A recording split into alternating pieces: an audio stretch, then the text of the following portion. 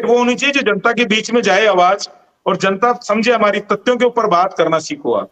मैं तथ्य पे बात रख रहा हूं, और अगर मैं बीच में टोकता भी हूं ना तो तथ्यों पे ही टोकता हूं। तो इसलिए आप सुनिए कि आप ये कह रहे हो कि जिस तरीके से सरकार की आज की तारीख में नगर निगम, नगर पालिकाएं, नगर परिषद के जो लोग होते हैं चुने हुए, उसको अपने हिसाब से चलाने की ये सरकार कोशिश कर रही है।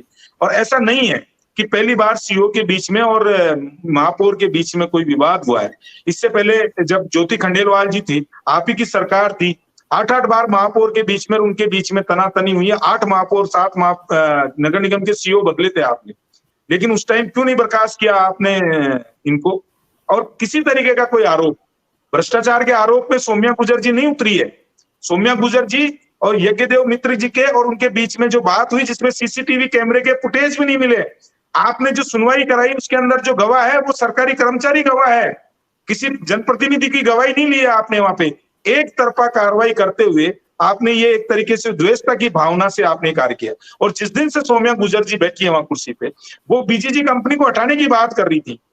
आप ही लोगों ने क्यों नहीं, पहली पहली मीटिंग का प्रस्ताव है बीजीजी कंपनी को बर्खास्त करने का, क्यों नहीं आपके स्वायत्त शासन मंत्री ने उसके ऊपर कार्रवाई की, और क्यों नहीं उसको बर्खास्त किया?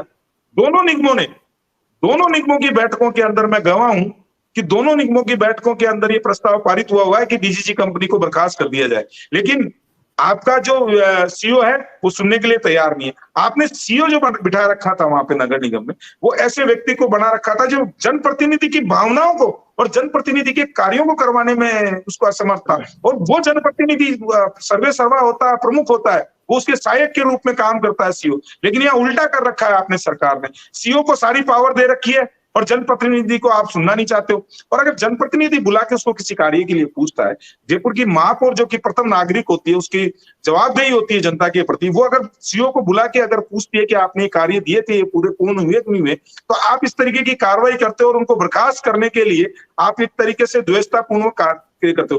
राजनीति के अंदर सब जगह होता है, मैं ये नहीं कह रहा कि अपने मतभेद होते हैं, सरकारों के बीच में भी होते हैं, पार्टियों के बीच में भी होते हैं, सीओ और महापौर के बीच में भी होते हैं, मंत्री और उसके बीच में भी होते हैं, आईएएस अधिकारी। लेकिन ये ऐसा नहीं होता है कि आप एक पक्ष को सुनो और दोबारा, और आप 3-3 बार हाई कोर्ट, आपने सुप्रीम कोर्ट में भी आप मात खाए हो, अभी फिर हाई कोर्ट में आप लोगों ने मात खाई है। तो आप मात खा रहे हो तो इसकी जो है प्रामाणिकता तो इसी से जाहिर हो गई कि आप सौम्या गुर्जर जी को हर बार बर्खास्त करने में बहुत ज्यादा जल्दी दिखाते हो। और दूसरा, पंकज जी, आप विकास की बात कृपया करके चैनल पे ना बोले, क्योंकि जयपुर में 2 नगर निगम है। मैं फिर कह रहा हूं आपको, आपके जो हेरिटेज नगर निगम की समितियां तक क्यों नहीं बना पा रहे हो आप? गंदी नालियों का ठेका नहीं होता है वहां पे, जनप्रतिनिधियों की सुनी नहीं जाती है वहां पे। आप पेपर उठा के देखिए आज किस तरीके से हर पेपर रंगा हुआ रहता है शहर की गंदगी से और जन समस्याओं से। भारतीय जनता पार्टी के पार्षदों के एरिया के अंदर 2-2, 3-3 कर्मचारी लगा रखे, और आपके मंत्रियों के घर पे 11-11, 21 कर्मचारी जो नगर निगम के हैं वो काम कर रहे हैं चारों के यहाँ पे। आप बैठ के सफाई दे रहे हो यहाँ बैठ के। अरे जनता की सोचो, ताकि जनता के कार्य हो, विकास हो। पहले इस राजस्थान जयपुर का बेड़ा गर्क आपने 2 नगर निगम बना के बेड़ा गर्क कर दिया। अशोक गहलोत जी की जो है जीतने की उससे